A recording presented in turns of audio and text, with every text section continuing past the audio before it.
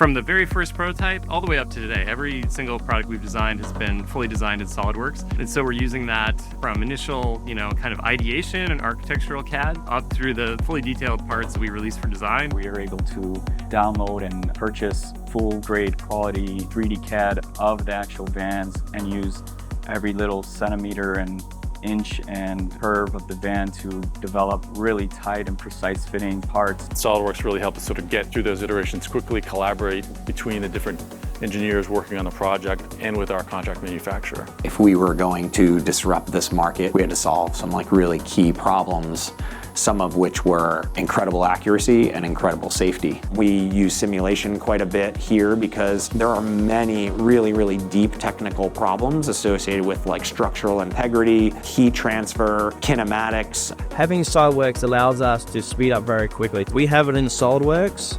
We can have it prototyped and by the end of the day most times. It allows us actually to be more creative because we don't have to worry about everything else. Well, everything here in this building somewhere along the line was designed in SOLIDWORKS and brought to life.